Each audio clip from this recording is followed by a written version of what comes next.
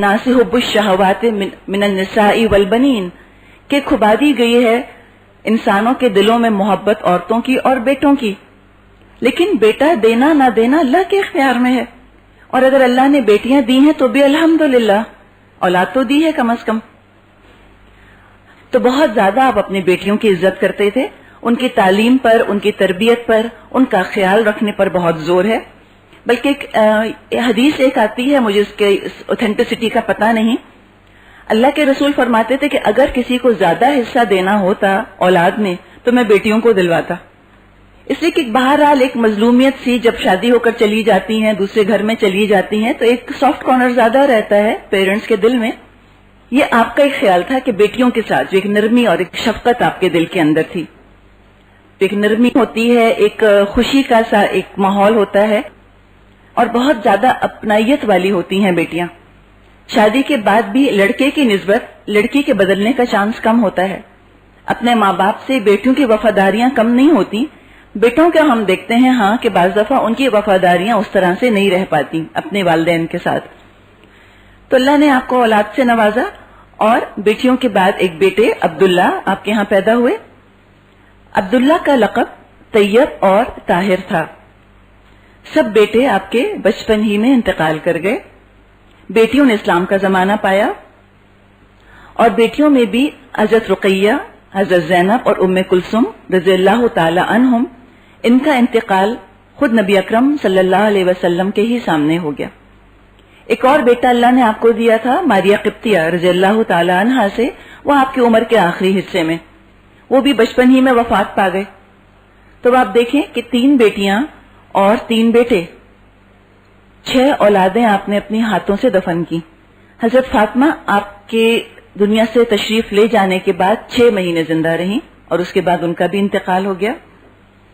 اب آپ یہ دیکھیں کہ 6 بچوں کا آنکھوں کے سامنے چلے جانا، کتنے ہیں ہم میں سے کہ جن کے بچے مر جائیں آنکھوں کے سامنے ان کی، اور اس کے باوجود وہ ہنسی خوشی زندگی گزاریں، ایک بھرپور زندگی گزاریں۔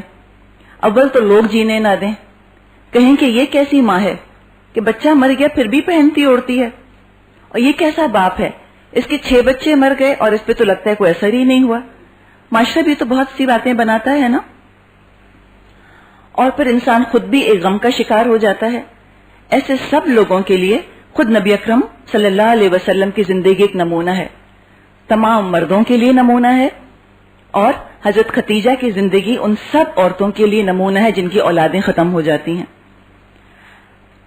اللہ کے رسول کی زندگی ہر حال میں ہم کو جینے کا ڈھنگ سکھاتی ہے، خوشیوں کے موقعوں پر بھی، اور غم کو کیسے ہینڈل کرنا ہے اور کتنا غم کرنا ہے۔ کوانٹٹی بھی بتاتا ہے اور کوالٹی بھی ہم کو بتاتا چلا جاتا ہے ان کی زندگی کا طریقہ۔ پتہ یہ چلتا ہے کہ ان کی زندگی یا ہماری زندگی میں یا کسی بھی اللہ کے بندے کی زندگی میں اصل اہمیت بیٹا یا بیٹی نہیں ہوتی، بلکہ ان کا صدقہ جاریہ بن جانا ہے۔ اصل اہمیت اس چیز کی ہے، فوکس ہمارا درست ہو جاتا ہے۔ حضرت فاطمہ رضی اللہ تعالی عنہ کی اولاد سے نبی اکرم صلی اللہ علیہ وسلم کی نسل پھیلی، اور بہت بڑے بڑے عالم دین اور بڑے بڑے مجاہد ان کی نسل میں پیدا ہوئے، اور یہ آپ کے لیے صدقہ جاریہ بنی۔ یوں تو امت کا ہر فرد آپ کے لیے صدقہ جاریہ ہے، لیکن خاص اولاد کے حوالے سے یہاں بات کی جا رہی ہے۔ اب آپ یہ دیکھیے کہ کسی کو اللہ بیٹا بھی دے اور بیٹے بھی دے اور بیٹیاں بھی دے، اور اس کے سارے بیٹوں کا انتقال ہو جائے، سب سے پہلے تو یہ بدگمانی آئے گی کہ کسی نے کچھ کر دیا کہ بیٹے زندہ ہی نہیں رہتے، پہلے یہی خیال آ جاتا ہے نا دوسروں کے متعلق۔ دوسرا پھر یہ حادثہ جو ہے کہ بیٹوں کا مر جانا، ان کی موت اپنے اندر اتنا گم کر لیتی ہے، اتنا مگن کر لیتی ہے کہ بیٹیوں کی تربیت پر کوئی توجہ ہی نہیں رہتی، وہ تو بالکل لگتا ہے کہ ناکارہ ہیں۔ بلکہ بعض دفعہ تو مائیں یہ تک کہتی سنی گئی ہیں کہ یہ کیوں نہ مر گئیں اور وہ کیوں نہ زندہ رہ گیا، نعوذ باللہ۔ جتنا زیادہ ہم سنت سے دور ہٹتے چلے جائیں گے اتنا ہی ہماری زندگی میں کنفیوژنز بڑھتے چلے جائیں گے، ہم کو مقصد ہی نہیں پتا اپنی زندگی کا۔ نہ تو واقعی بعض لوگ پھر بیٹیوں پہ توجہ دیتے ہیں، نہ ان کی تربیت صحیح طرح سے کرتے ہیں، عجیب نگلیکٹڈ پڑی رہتی ہیں، اس لیے کہ ماں ڈپریشن میں چلی گئی یا کوئی اور ماں کو پرابلم ہو گیا، اب وہ بیٹیاں بیچاری خضرا پودوں کی طرح پل رہی ہیں۔ اور نہ ہی وہ اس کی قدر کرتے ہیں کہ اللہ نے ان کو اولاد تو دی ہے. بیٹیوں کی قدر کرنے کا تو لگتا ہے تصور ہمارے یہاں سے بالکل ہی مٹ گیا ہے جیسے. ایک تو آپ یہ مثال دیکھتے ہیں ہم یہاں پر. دوسری طرف حضرت عائشہ اور دوسری جو ازواج تھیں نبی اکرم صلی اللہ علیہ وسلم کی، ان کی کوئی اولاد نہیں تھی. نبی اکرم صلی اللہ علیہ وسلم سے اور کسی کی اولاد نہیں ہوئی. حضرت عائشہ ہی کی مثال لے لیجئے. کچھ تو ازواج آپ کی ایسی تھیں جن کے پہلے خاوند سے جن کے بچے تھے، لیکن حضرت عائشہ تو غیر شادی شدہ تھیں جو آپ کے نکاح میں آئیں. نہ ان کے پہلے کوئی بچے تھے اور نہ ہی نبی اکرم صلی اللہ علیہ وسلم سے کوئی ان کے بچے ہوئے. لیکن صرف اس ایک محرومی کی وجہ سے خود کو انہوں نے ناکارہ نہیں بنا دیا، اور نہ ہی لوگوں نے احساس دلا دلا کر ان کو زندہ درگور کر دیا. ایکسپٹ کر لیتے تھے کہ پارٹ آف لائف ہے، ٹھیک ہے، کسی کے ہیں کسی کے نہیں ہیں، کسی کے بیٹے ہی ہیں کسی کی صرف بیٹیاں ہی ہیں، کسی کے پاس مل جل کر سب کچھ ہے. رشک سے اور حسد سے اور ایک ارمان جو ہیں وہ لے لے کر دلوں کو جلانا کڑھانا اور خود اپنے آپ کو مریض بنا دینا، جسمانی امراض میں مبتلا ہو جانا اور ذہنی امراض کے اندر، یہ تو ہم کو اسلام نہیں سکھاتا. وجہ اس کی یہ ہے کہ جیسا بھی ہم کہہ رہے تھے کہ زندگی کا مقصد کوئی بچے پیدا کرنا تو نہیں ہے. وہ تو جانور بھی پیدا کرتے ہیں اور پودوں کے ہاں بھی بچے ہی ہوتے ہیں نا. ایک پودے جیسا دوسرا پودا اگ جاتا ہے اور مرغی اور چونٹی سبھی انڈے بچے دیتے رہتے ہیں.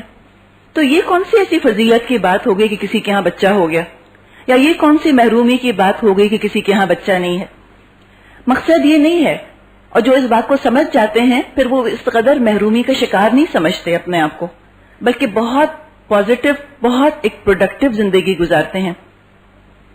اپنے رب کو راضی رکھنا ان کی زندگی کا مقصد ہوتا ہے. جس حال میں رب رکھے، راضی برضائے رب.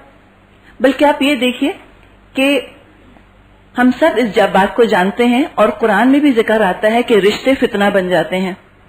انسان کے لیے اللہ کے راہ میں آگے بڑھنے میں بعض دفعہ تو مددگار ہوتے ہیں اور اکثر و بیشتر تو ایک ہرڈل بن جاتے ہیں. سب سے بڑے ہرڈلز دو آتے ہیں، ایک والدین کی طرف سے اور دوسرا اولاد کی طرف سے. تو یہ تو پھر ایک آزمائش ہے. جتنے زیادہ رشتے ہوتے ہیں یقیناً اللہ کی بہت بڑی نعمت بھی ہیں، لیکن ساتھ ساتھ ایک آزمائش بھی ہے. ہر رشتہ اپنی جگہ آزمائش ہے. تو کیوں نہ پھر ہم یہ سوچیں کہ جن لوگوں کو یہ رشتے نہیں ملے، جن کو والدین نہیں ملے یا جن کو اولاد نہیں ملی، تو اللہ نے بہت بڑی آزمائش سے بچا لیا. جو وقت وہاں کھپتا اب وہ وقت اللہ کی راہ میں کھپ رہا ہے. وہ اپنے ہی عمل سے اتنا کچھ کر کے چلے جائیں گے کہ وہی ان کے لیے صدقہ جاریہ بن جائے گا. اس لیے کہ کوئی شخص اپنی اولاد کے بارے میں گارنٹی دے نہیں سکتا کہ میرے لیے صدقہ جاریہ بنے گی یا نہیں. لاکھ آپ ان کی اچھی تربیت کر لیں، لاکھ آپ ان پر محنت کر لیں، بعض دفعہ نہیں سنتے وہ بات آپ کی تمام تر کوششوں کے باوجود. لیکن جس کو خود دین کی سمجھ آ گئی اس کا تو اپنی جان پر اختیار ہے، وہ تو کھپا سکتا ہے اور حساب بھی اس کا ہلکا قیامت کے دن. اولاد والے تو پتہ نہیں کتنا لمبا چوڑا حساب دیں گے اپنے رب کو کھڑے ہو کر اولاد کے لیے، اور جن کی نہیں وہ تو کتنے ہلکے ہیں اللہ کے ہاں.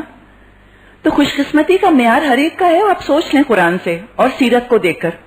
جیسا علم حضرت عائشہ رضی اللہ تعالیٰ عنہ کے ذریعے پھیلا، آپ مجھے بتائیے اور کس نے کیا ایسا کام؟ اگر یہی غم ایک لے کر وہ بیٹھ جاتی ہیں کہ ہے میرے تو بچے ہی نہیں ہیں، تو بتائیے کیا ہوتا؟ ٹوٹی پھوٹی شخصیت، کمزور شخصیت نہیں. ایمان والوں کی شخصیت کبھی ٹوٹی پھوٹی، کمزور اور محرومی کا اور احساس کمتری کا شکار والی نہیں ہوتی. بڑی سالڈ پرسنالٹی ان کی ہوتی ہے، اس لیے کہ اپنے رب سے راضی رہتے ہیں. رب سے راضی رہنا ہی بہت بڑی بات ہے. یہی انسان کو ہر طرح کا کانفیڈنس دے دیتا ہے کہ میرے رب نے نہیں چاہا کہ میرے ہاں اولاد ہو، میرے رب نے نہیں چاہا کہ میرے والدین جئیں، یقیناً میرا رب مجھ سے بہتر جانتا ہے میرے لیے کیا اچھا ہے. بس انسان مطمئن ہو جاتا ہے. اور ایسے ہی لوگوں کے لیے پھر اللہ تعالیٰ نے جنت کے وعدے کیے ہیں، اور وہ جنت ہے کہ جہاں ہر تمنا، ہر خواہش پوری ہو جائے گی. وہاں والدین بھی مل جائیں گے، جس شکل میں بھی ملیں اس سے ہمیں مطلب نہیں. اگر کوئی تمنا کرے گا کہ میں یہاں اپنے والدین چاہتی ہوں، مل جائیں گے. کوئی تمنا کرے گا یا وہاں جا کر کہ میرے اتنے بچے ہوں، ہو جائیں گے. جیسے ایک صحابی ہیں، جنت کی جب بات ہو رہی تھی تو کہ وہاں ہر خواہش پوری ہوگی، تو کسی نے کہا کہ میں تو چاہتا ہوں کہ وہاں کھیتی اگاؤں. کوئی ہوں گے انصاری کھیتی باڑی کرتے ہوں گے. اب دیکھیں نا کتنی معصوم خواہش ہے کہ جو انسان سوچتا ہے جو بات بہت بھلی لگتی ہے وہی سوچتا ہے وہ. تو انہوں نے کہا کہ میرا تو جی چاہتا ہے کہ وہاں کھیتی اگاؤں. اس کے لیے پھر آتا ہے کہ جنت میں کچھ لوگ کھیتی اگایا کریں گے, اسی میں مزہ آئے گا ان کو. بیج ڈالیں گے, فوراً کے فوراً بیج جو ہے وہ زمین میں چلے جائیں گے, فوراً کے فوراً کھیتی بڑی ہو جائے گی ان کی آنکھوں کے سامنے, فوراً کے فوراً کاٹ لیں گے. تو ہم بھی خواہش کر لیں کہ جنت میں ہمارے ڈھیر بچے ہوں گے, اور اس دنیا کے ہیسلز کے بغیر, ان پرابلمز کے بغیر بچوں کا ہونا تصور نہیں آتا نا. بچے کے ساتھ پرابلم کا خیال آتا ہے, اور وداؤٹ اے پرابلم کوئی بچہ ہو کسی کے ہاں تو بتائیں کیا مزے کی چیز ہے. دنیا نا جنت بن جائے. تو جنت میں ہوگا, جنت دور تو نہیں ہے. سورہ حشر میں ہم آیت پڑھیں گے, اللہ فرماتا ہے کہ ہر جان دیکھ لے کہ اس نے کل کے لیے کیا تیار کیا. یہاں آنکھ بند ہوئی, کل وہاں آنکھ کھولیں گے انشاءاللہ تعالی. کوئی دور نہیں ہے کوئی بھی چیز. یہی مومن کی شان ہے جو ہم کو اللہ کے رسول کی زندگی سے اور ازواج کی زندگی سے پتہ چلتا ہے کہ دنیا میں کسی خواہش کے پورا نہ ہونے پر ایسا اپسیٹ نہیں ہوتے کہ سکون برباد کر لیں اپنا. نبی اکرم صلی اللہ علیہ وسلم کی اپنی گھریلو زندگی انتہائی پرسکون تھی. حضرت خدیجہ رضی اللہ تعالی عنہا آئیڈیل وائف, بہت میچور, انتہائی فرما بردار. فالصالحات قانتات, بس مومن بیویاں تو فرما بردار ہوتی ہیں.